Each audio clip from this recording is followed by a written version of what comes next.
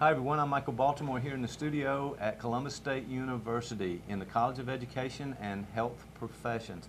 Today we have a very special guest with us, Stan Gatewood, who is the Chief Information Security Officer for the Board of Regents here in the state of Georgia. And we're very happy to have you here with us today. Stan, welcome to the show. Thank you very much. It's a pleasure to be here. Well, we have some questions about security. Now, I know you're here on campus today to give a lecture and talk more about cybersecurity. So before we jump into that, tell me a little bit about your background and what you do as Chief Information Security Officer. Oh, fantastic. My background, I started out in the United States military, actually the Air Force, as a cryptography or a crypto officer.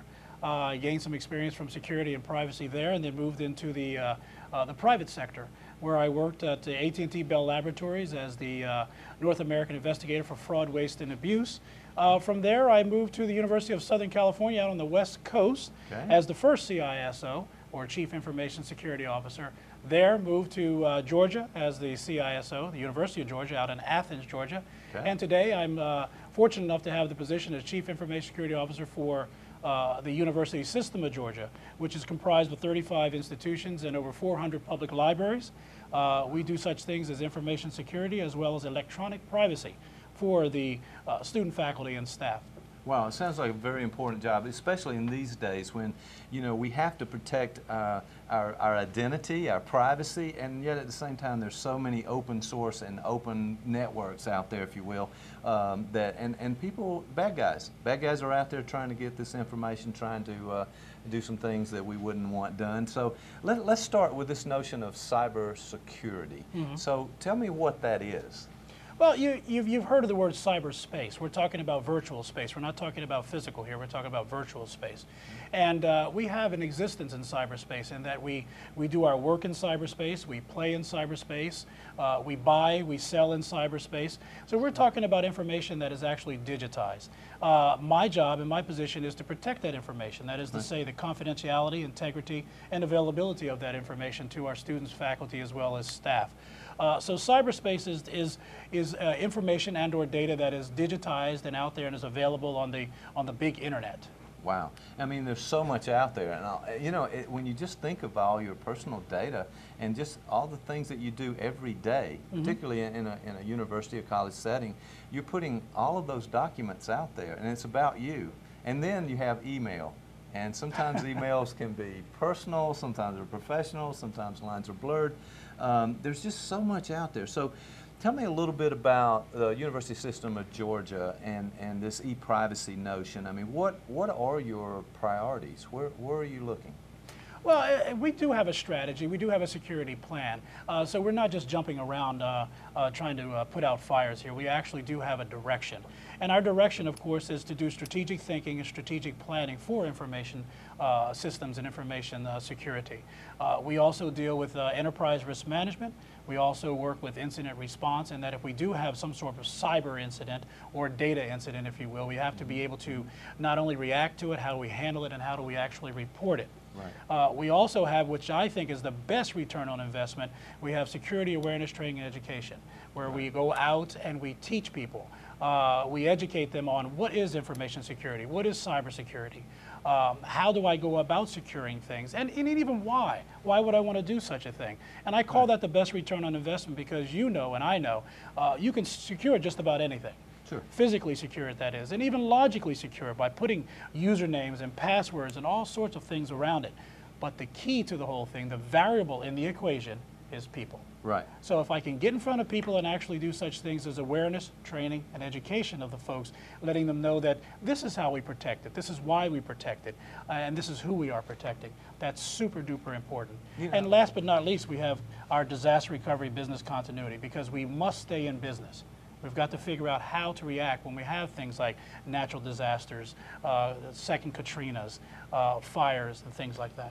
Wow, that's very interesting. And it might be that that small bit of information for that user helps protect them. Absolutely. And it's very important to get out there. Well, we're glad to have you here on campus today. Now, where do you get your news about privacy and security? Where do you find out what's going on out there? Well, unfortunately, sometimes you get your news after the fact. Right.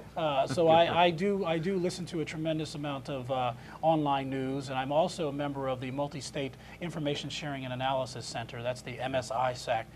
There's also an Information Sharing and Analysis Center, a capability within our higher education called the REN-ISAC, or REN. Okay. And there's many different types of ways of getting the information. You can get it from the web, you can get it from the printed form. And remember, we're also a member of a tremendous amount of associations and councils and groups and boards and things like that. And one of the things that I found is it's very important to us. We share information amongst ourselves. Our equipment also allows us, our hardware, our software and applications allow us to be able to see things as they're emerging.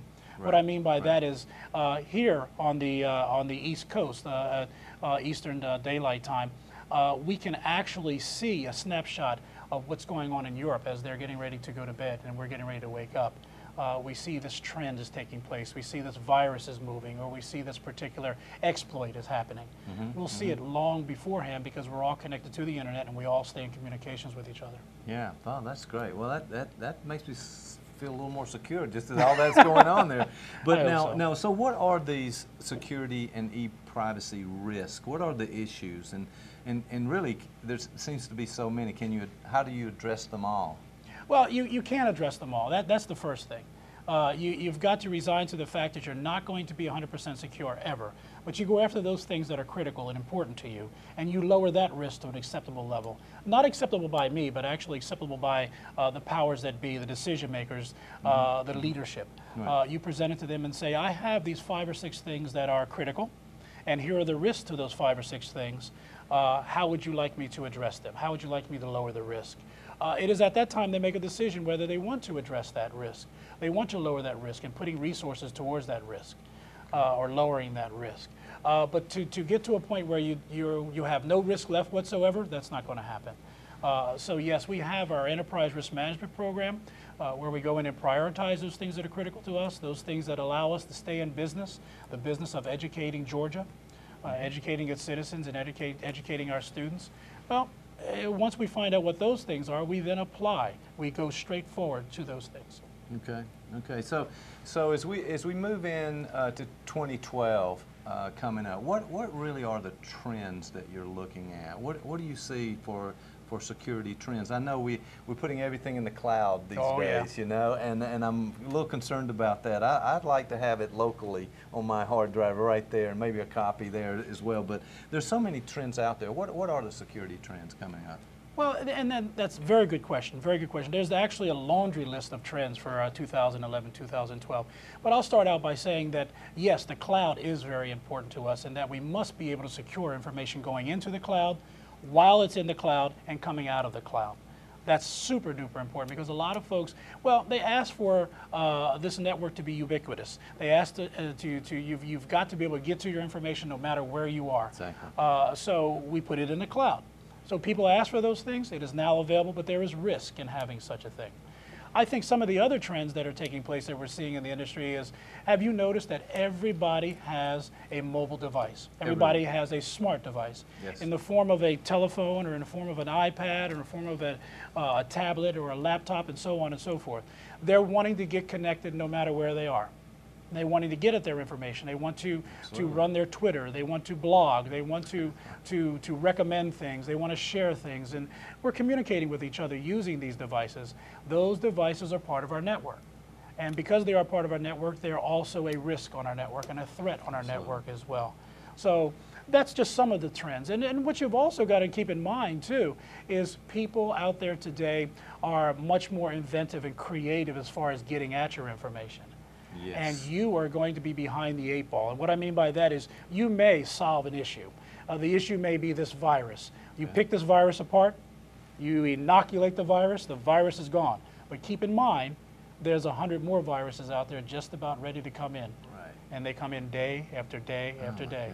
So those are some of the trends, just some of the trends. And if it's interesting, too, that you say that because there's a lot of people invested in hacking and putting out a virus just to see what happens. It's not just the teenager who's out there who's learned the computer skills That's to be right. able to do that. I mean, we have some serious threats out there, maybe to our national security as well. Oh, absolutely. Absolutely. So much so that we now have a cyber command. Our United States military is a cyber command where they do such things as they test these things, they look at these things, they dissect these things, they reverse engineer these things to find out exactly what these virus creators and engineers are putting together. And therefore, we're able to inoculate it, maybe get ahead of the game, maybe try our best to get from behind the 8 ball and get out there ahead of these things and take care of it before it actually does happen. Is it working?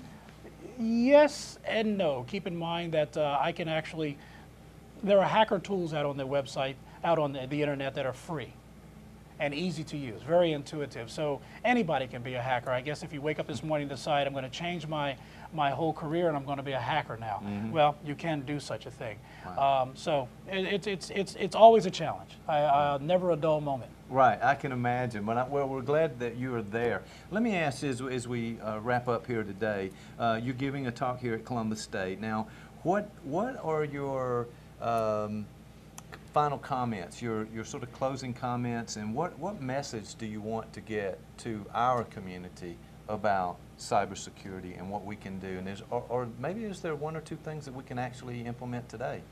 Well, I'd like to say right off the bat that security is a shared responsibility. It's not just me, it's not just my staff, it's not just all the ISOs around the University System of Georgia that are working hard, very diligent, hardworking, shoulder to the grindstone type of thing. Security is everyone's responsibility. You must question such things as email attachments from strangers. Right. Okay. You must question such things as unsolicited bulk email that is sent to make you a better man or a better woman, or lower your mortgage, or turn your hair back to the color it was when you were 18 years old, and things like that.